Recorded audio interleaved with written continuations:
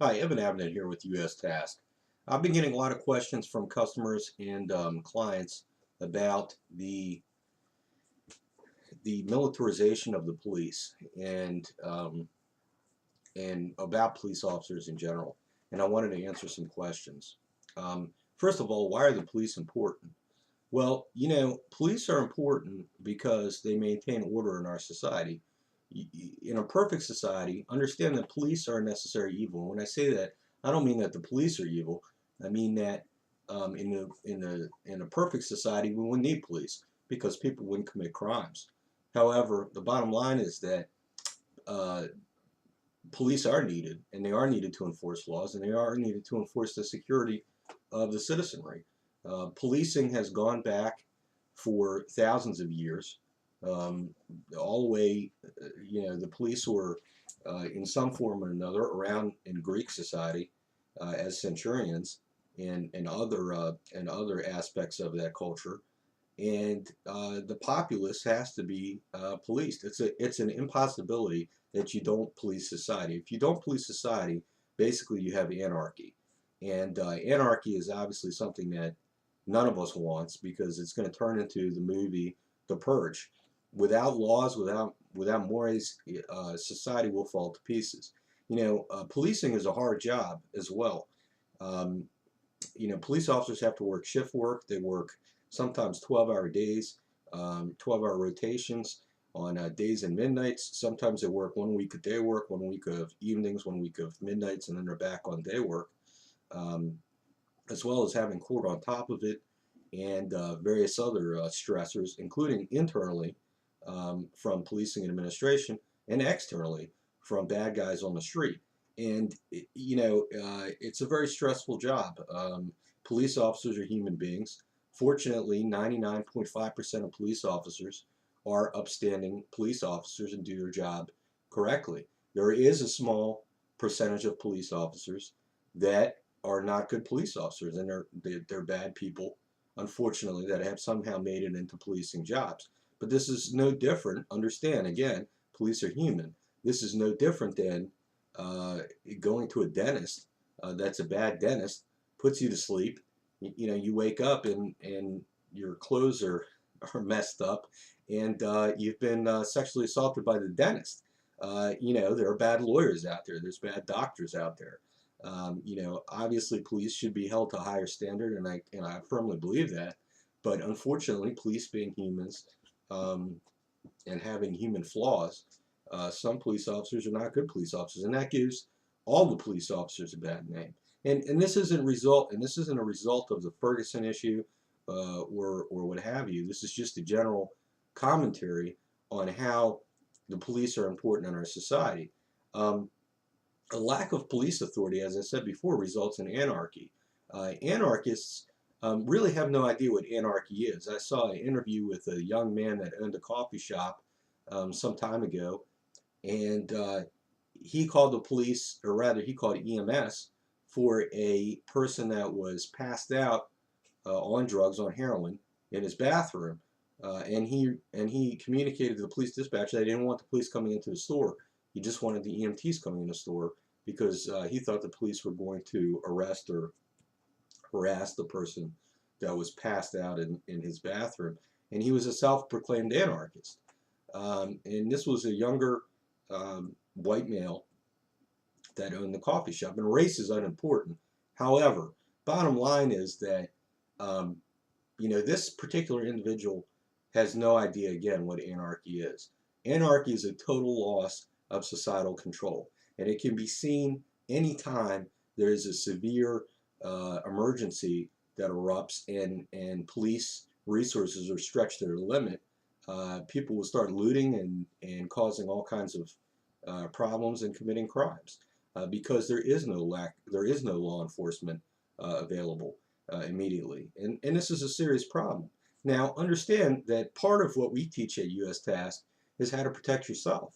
And the bottom line is that police officers can't be everywhere all of the time. It's impossible. They have a large area to cover. Some police officers cover over 100 square miles, and their police response, and especially in rural communities, can be in excess of 15 minutes. And that's not the police officer's fault.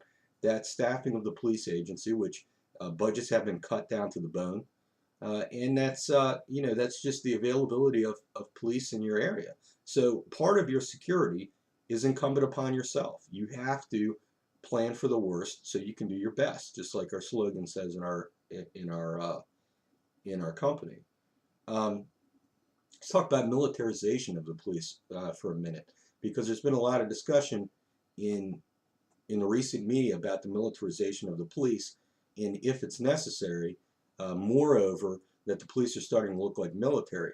And we have seen a videotape of, or rather videos of the officers in Ferguson being deployed with the National Guard. There was some commentary by a lady on Fox News about how the police are, you really can't recognize them interchangeable from the military that was deployed to the National Guard, rather.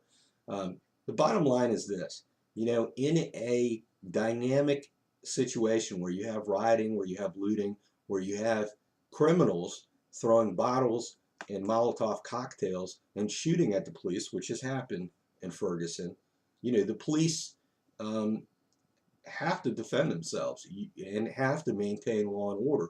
And in doing so, because of the situation, they have to wear riot gear. Imagine if you were in that situation, if you were a police officer.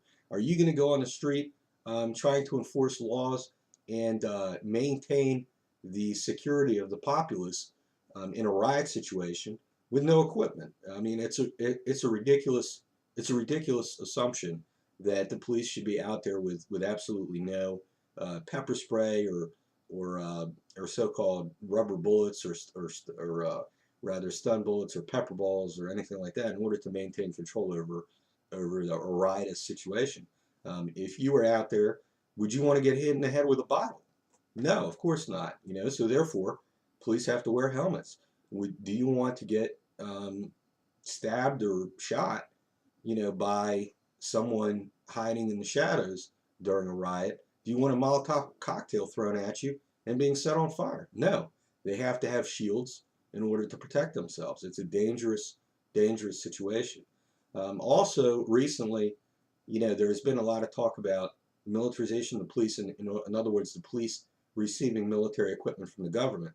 Understand that for some reason, society and citizens tend to lump the police into a whole gelatinous entity, that they are a part of some big federal government arm or conspiracy or so on and so forth.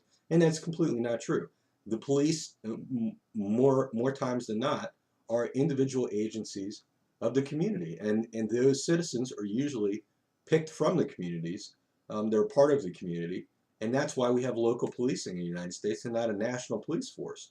Um, Policing in that aspect is important because people uh, that are part of the community obviously know the community and know how to relate to persons within the community. So when people talk about how local police jurisdictions are militarizing and they're pulling from military equipment and so on and so forth, again, it's not one big amoeba type of entity that just wants to take over the security, rather the entire citizenry. I don't think that's what we're saying. Uh, these so-called MRAP vehicles that have been distributed by the federal government to local policing agencies is a whole nother story. And I'm not really going to get into that. The only thing I will say is that most of these MRAP vehicles, although they are military vehicles, are not equipped with military equipment, in that they don't have 50 caliber, firearms mounted on the top of them, or machine guns. They are, however, armored, so that in an emergency situation, such as a SWAT call out or a barricade or hostage situation, these vehicles can be used as a barricade or a barrier to police officers to hide behind during that situation. If they're not armed like the military, in other words, they don't have high caliber weapons mounted on them, then although they are a military vehicle, they're not equipped or armed as a military vehicle. The only thing they're really providing is cover for the police department. Now, having said that, is the MRAP good that it's being uh, distributed by the federal government? I'm going to leave that up to you to make that decision. I'm not really going to comment on that. I know that several jurisdictions have gotten the MRAP, and I've seen it. And it is definitely a military vehicle without a doubt. However, again, it's not armed as a military vehicle in the sense that it has military equipment, military firepower, I should say, adorned on it like you would see overseas. So that's my take on the whole militarization of the police and why the police are important. And another thing that was brought up was this 21-foot rule about the police officers that were approached with a knife. Understand this: a person can cover 21 feet in under a second, especially with an edged weapon. And an edged weapon makes a much larger wound channel than a round, than a bullet. It just is the way it is. A knife can be as deadly, if not much more deadly, than a bullet impact. So anyone that can cover that distance in under 21 feet, and really it's 25 feet at this point, it's been extended to 25 feet, under a second, can cause serious damage to the police officer. And any person that approaches a police officer with a knife, yelling "kill me," and comes close to the police officer or comes within that 25-foot span, uh, is asking to die, unfortunately. It's suicide by police is what it's called in the industry. And it's terrible. Police officers don't go out on a daily basis. They don't wake up in the morning thinking that, hey, you know what? I want to go out and shoot a person today. That's just not the case. It's a terrible situation. We don't have all the information about the Ferguson shooting, so I'm not going to comment on that, whether it's good, bad, or indifferent. Um, I'm going to let the justice system take into account what has occurred and go from that point. But any other questions, please give us a call at US Task. We'll be happy to field some answers for you. Our phone number is 888-813-4434. I hope that's cleared up some questions in your mind. Again, most police officers, I think, do a great job. They're out there in all types of conditions, rain, sleet, snow, all hours of the night. They encounter the worst of society on a daily basis. The bottom 10% of society is what they're dealing with, and for the most part. And, they come in every day risking their lives, putting their lives on the line for citizens. And that's the bottom line. So I hope this has cleared up some misinformation. Thank you.